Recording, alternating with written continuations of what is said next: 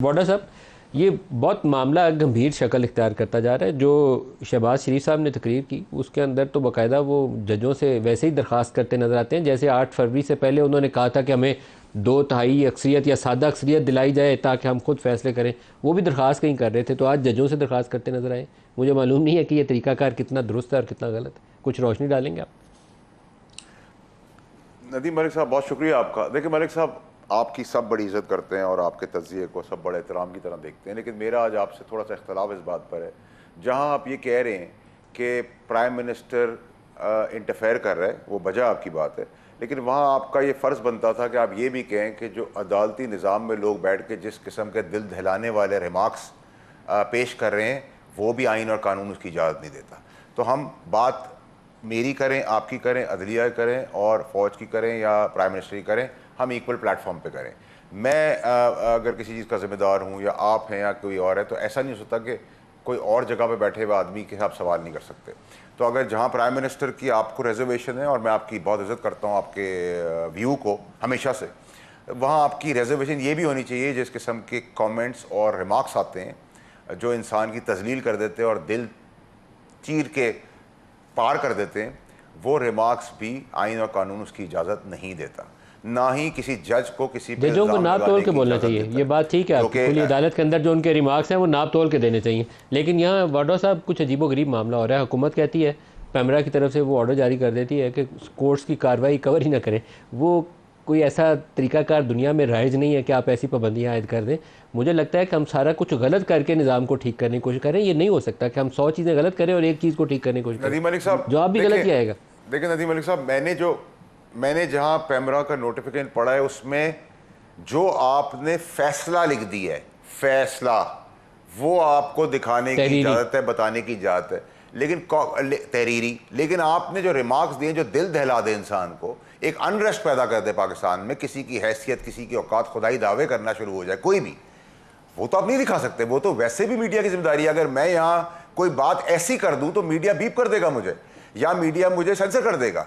तो रिमार्क्स जो दिल दहला दे, नहीं जो सर, कोर्ट प्रोसीडिंग की एक सेंसिटिविटी होती है, दिल दहलाया जाए या ना दहलाया जाए, कोर्ट प्रोसीडिंग्स जो है वो रिपोर्ट करना पाबंदी होती है मीडिया के ऊपर। कोर्ट प्रोसीडिंग का हिस्सा है जज के रिमार्क्स। तो जज साहब नाप तोल के दें, उसके ऊपर आपको प्रोसेस अपनाना चाहिए। मैं वहाँ आपको सपोर्ट करूँगा। इलेक्टेड प्राइम मिनिस्टर को, इलेक्टेड एमपीज को, इलेक्टेड सेनेटर्स को उनकी तस्दीक नहीं करनी चाहिए।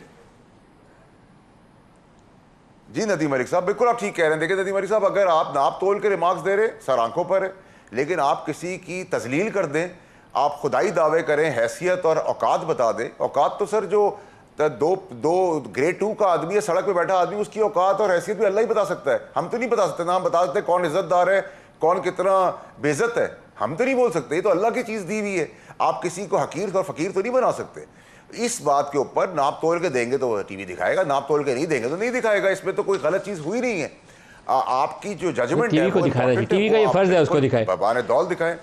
वाडा साहब, ट्रिब्यूनल वाला टेस्ट केस जो है बड़ा इंटरेस्टिंग होने जा रहा है। सियासत में कुछ और ही इसके असरात होंगे। अगर 5 जून वाला फैसला जिसमें तारिक फजल चौधरी साहब हैं और शोएब शाहीन साहब हैं, शायद वो पहला एक वाज़े किस्म की वो डेडलाइन हमारे करीब आ रही है जिसमें अदालत ने उस दिन ये बताना है कि अगर तारिक फजल चौधरी साहब का जवाब अदालत के लिए तसल्ली बख्श नहीं या उस दिन उनका जवाब नहीं आता तो फिर ये केस क्या रुख इख्तियार करेगा। इस्लामाबाद की 3 सीटों के ऊपर इशू है, 3 सीटों के ऊपर, और NA-47 में शोएब साहब खुद उम्मीदवार थे। आप क्या देखते हैं इसके अंदर आउटकम क्या हो सकती है? नदीम मलिक साहब, आपके ही शो पे जब ये इलेक्शन जिस दिन हुए हैं उसके चौथे दिन हमने शो किया था, आपके आर्काइव्स में है वो, मैंने कहा था 2-4 सीटों का फैसला ज़रूर हो जाएगा। ये तो बड़ी अच्छी चीज़ है अगर आप किसी फैसले की तरफ जा रहे हैं। लेकिन अभी आप लोगों ने जिक्र किया कि जी जज साहब कोई हैं, उन्होंने कहा है कि मैं कुरान उठवाऊंगा। तो क्या कानून के अंदर कुरान उठाने की गुंजाइश है? क्या आइन के अंदर है? फिर तो कुरान जज से भी उठवा लेंगे। मतलब ये किस किस्म की नॉर्म्स हैं जिसकी आइन और कानून में तशरीह नहीं है? आप कुरान शरीफ जैसी किताब जो हमारी आखिरी किताब है उसकी सैंटिटी को क्वेश्चन कर रहे हैं लाकर। मतलब ये आइन और कानून से बाहर जाके क्यों बातें हो रही हैं? तो फिर इसका मतलब है कि मैं भी कल उठूँगा, शोएब शाहीन साहब या आप उठें और कहें जज को कुरान दे दें, फिर क्या होगा?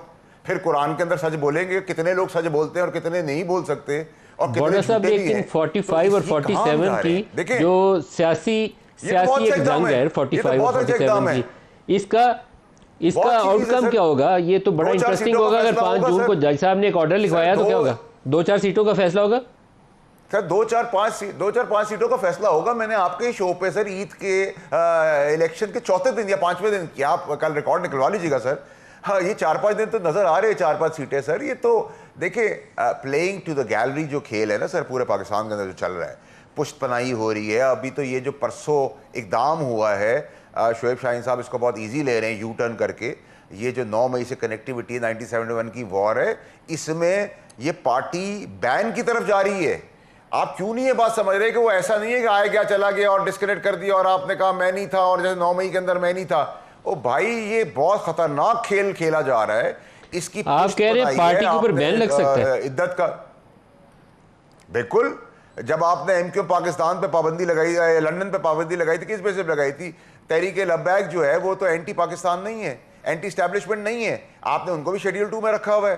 तो आपने जो कल परसों इकदाम कर दिए, नथिंग शॉर्ट ऑफ दैट। और देखिए ये तो खेल चलता चला जा रहा है कि मैं पकड़ता जाऊंगा तुम छोड़ते चले आना, मैं पकड़ता जाऊंगा तुम छोड़ते चले आना, एंड में करतूतों की वजह से सभी अंदर चले जाएंगे।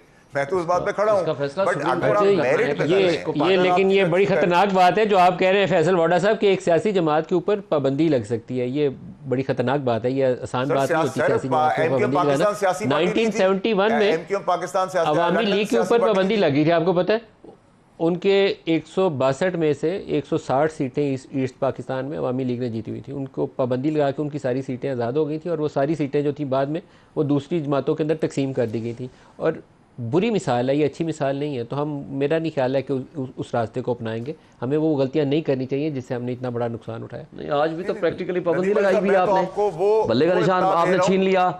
आज भी हमें सुन्नी इत्तेहाद कौंसिल में शामिल होना पड़ा। वाडा साहब जवाब दे रहे हैं, आप क्या इतला दे रहे हैं?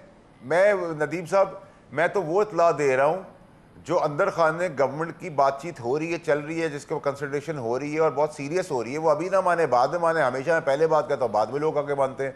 और जो जारियाना तरीक़ेकार लेफ्ट राइट और सेंटर से हो रहा है, ये जारियाना बैटिंग का नताइज पाकिस्तान को भुगतने पड़ेंगे। और यूजुअली जब आप 6 बॉलों के अंदर 100 रन बनाने हो जो नामुमकिन है, तो आप जारियाना बैटिंग करते हैं और उसमें बोल्ड या हेड विकेट हो जाते हैं। तो यहाँ बहुत सारे लोग जो जारियाना बैटिंग करें, उनकी अपनी फाइलें, उनके अपने स्केलेटन्स, उनकी अपनी बेईमानियाँ हैं।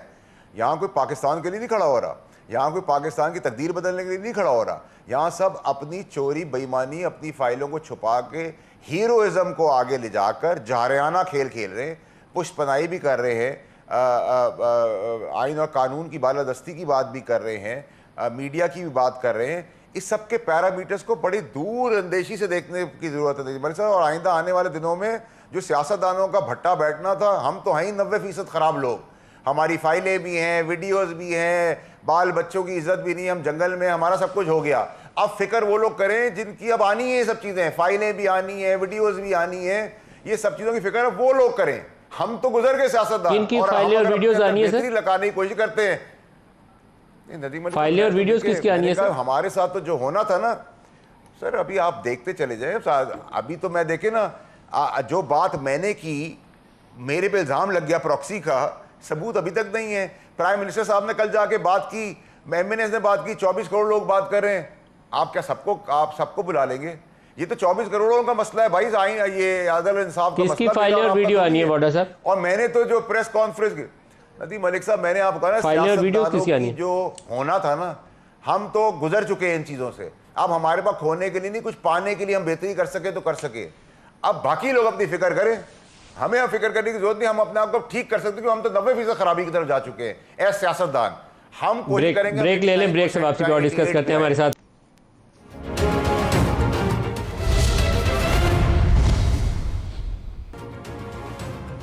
सर, आपकी तरफ आ रहा हूँ दोबारा। ब्रेक से पहले वाडा साहब ने जिक्र किया कि पीटीआई के ऊपर बैन लग सकता है और कुछ फाइलें और वीडियोस और आने वाली हैं। बैन लग सकता है पीटीआई के ऊपर? नहीं हो सकता। नहीं हो सकता, मुमकिन ही नहीं है, क्योंकि इसका फैसला सुप्रीम कोर्ट ने करना होता है, जिसके हुकूमत डिक्लेरेशन भेजती है। लेकिन उन्होंने कहा हुकूमत एक्शन गौर कर रही है, ये कहा उन्होंने। साथ क्या हैसियत है? देखिए, पहली बात है प्रैक्टिकली तो बैन आपने कर दिया, इलेक्शन हमें नहीं लड़ने दिया, बल्ले का निशान हमसे छीन लिया। आज भी हमारे इलेक्शन को तीसरी मरतबा फिर इलेक्शन कमीशन मुतनाज़ा बना के बैठा हुआ है। अभी तक हमें बाकायदा पहले इलेक्शन कमीशन के फैसले के ऊपर सुप्रीम कोर्ट मोहर लगा चुकी है, जिसकी वजह से आपका बल्ले का निशान गया था। चलें जो भी है, सुप्रीम कोर्ट ने जो फैसला किया उसके बारे में आज भी जो खत लिखा है, मैं क्या कह सकता हूँ, ना वो फैसला करते ना एक बहस खत्म होने वाली बहस को फिर दोबारा उन्होंने खुद छेड़ दिया। आपकी रिव्यू भी है ना, अभी पेंडिंग है, उसका फैसला लगना प्रपोज। बैन वाली खबर बड़ी खतरनाक है सर। देखें बैन वाली कोई हैसियत नहीं है। वाडा साहब कह रहे हैं हुकूमत गौर कर रही है, मुख्तलिफ कर ले, ये कठपुतली है इनकी, क्या हैसियत है हुकूमत की। अज़मा बुखारी की बातें नहीं सुनी उन्होंने, वो आर्टिकल कोई CRPC 196 और 195 आपका हाल है, ये पहली दफा लगा रहे हैं। वो कितने FIR क्या है, रियासत के खिलाफ बगावत है, रियासत के खिलाफ बगावत। आपका हाल ये पहली दफा लगा रहे हैं।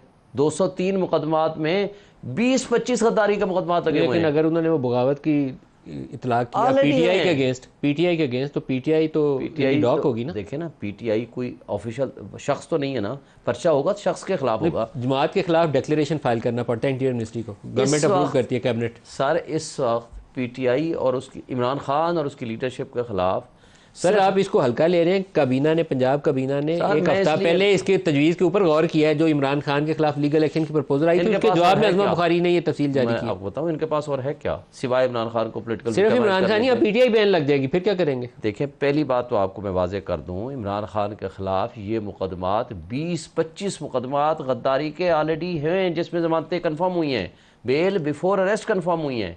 लिहाजा ये बदनीयती पे मुकदमे हैं। इन टिकटॉकर्स को और इन कठपुतलियों को पता है कि ये जीत के नहीं आए हुए, ये फॉर्म 47 की पैदावार है। इनके पास कोई ऑप्शन नहीं है सिवाय इस बात के कि इमरान खान को जाली तरीके से अंदर रखा जाए। अदालतें के पास सिर्फ 2 मुकदमात थे बाकी, जिसमें आज फैसला आना था इद्दत वाले केस का, आज फैसला आना था साइफर वाले, कल फैसला आना था साइफर वाले, जो छुट्टी होगी, जो छुट्टी की वजह से वो दोनों आगे पीछे हो गए। लेकिन अब जो ही फैसला इसका आता है, बाकी जो मुकदमात आप ये बनाना चाहें बना लें। अभी कौन इसको पूछेगा? ऐसा केस कोई नहीं है जिसमें कन्विक्शन हुई हो। कन्विक्शन वाले ये 2 मामला हैं, अगर ये अदालत ने सेट असाइड कर दिया खत्म होगी बात, फिर बेल रोकनी मुश्किल हो जाएगी। बेल किसी केस में भी बेल ये रोक सकते हैं। और दूसरी बात ये कि बैन के ऊपर आप कह रहे हैं पीटीआई को बैन किया जा सकता है। अभी पंजाब काबीना में एक हफ्ता 1.5 हफ्ता पहले एक समरी मूव की गई थी कि legal actions against Imran Khan. अब आप कह रहे हैं कि पीटीआई के खिलाफ आज वो बैरिस्टर अकील ने इसके ऊपर प्रेस कॉन्फ्रेंस भी की है। ये सीरियस मैटर है। इसका मतलब है कि काबीना इसके ऊपर वो इंटीरियर मिनिस्ट्री को ऑथोराइज करेगी और एक डिक्लेरेशन भेजा जाएगा सुप्रीम कोर्ट को। आपको इस साइड पे चीज़ें बढ़ती हुई नजर आ रही हैं? कोई दुरुस्त राह तो नहीं होगी? बहरहाल आपसे मैं ओपिनियन चाहता हूँ कि इस तरफ जाते हुए मामला नजर आ रहे हैं। मलिक साहब पहले तो नदीम मलिक साहब, सबसे पहले तो आप शोएब शाहीन साहब मेरे भी दोस्त हैं, इनसे पूछें कि जो परसों ट्वीट हुआ है 71 की वॉर के ऊपर, उसको ये ओन करते हैं? जो पीटीआई के ऑफिशियल पेज पे हुआ है और ट्विटर पे आया है, उसको ओन कर रहे हैं या उससे सब उलट पुलट होकर पीछे रिवर्स गियर लगा है? ये तो पूछ लें पहले, यहाँ पे ये पूछे फिर मैं आपको पूरा जवाब बता दिए। इसका जवाब दे दें। इसका जवाब हमारे चेयरमैन गौर साहब कल ऑफिशियली दे चुके हैं। उन्होंने ये तो नहीं कहा कि हमारा अकाउंट नहीं है, उन्होंने कहा इमरान खान उसे मैनेज नहीं करते। बस सिंपल वही हमारा नहीं, अकाउंट तो आपका ही है ना। मतलब जो हमारे चेयरमैन ने ओपिनियन दे दी हम उसी के ऊपर रहेंगे। और दूसरी बात, मुझे एक बात और बता दें। इसका मतलब ये है कि आपके पाकिस्तान का, एक मिनट सर, एक मिनट वाला साहब, मैं बात मुकम्मल करूँ। पाकिस्तान के एक जुडिशल कमीशन, एक ऑनेस्ट कॉम्पिटेंट सीनियर मोस्ट जज की सरबराही में कमीशन बना, उस कमीशन को आपने पब्लिश भी कर दिया और उसके रिपोर्ट पढ़ने के ऊपर, मैंने वो नहीं ट्वीट नहीं पढ़ी कि क्या आया, उस रिपोर्ट के पढ़ने से 3-4 बातें आती हैं। नंबर 1, जिंदा कौमें हमेशा माजी की गलतियों से सबक सीख के आगे चलती हैं। नंबर 1, अदलिया उस वक्त आज़ाद नहीं थी। नंबर 2, आइन मुअत्तल था। नंबर 3, कानून एक बांदी बना हुआ था चंद ताकतवर लोगों के हाथों में। नंबर 4, जमहूरियत को ढकोसला बना दिया था। जमहूरियत के मुताबिक चलने की बजाय आपने उठा करके ऐसे लोगों के हवाले कर दिया। लेकिन आज भी, मैं सिर्फ आखिरी बात, आज भी आपके ये 4 मसाइल हैं। अदलिया आज़ाद होने की कोशिश करती है, उसको इंटरफेयर करते हैं। पाकिस्तान की तारीख में पहली मरतबा तमाम हाई कोर्ट्स ने लिख के दिया है कि हमारे रास्ते में रुकावट इंटेलिजेंस एजेंसीज़ हैं और जब हम उनको इनकार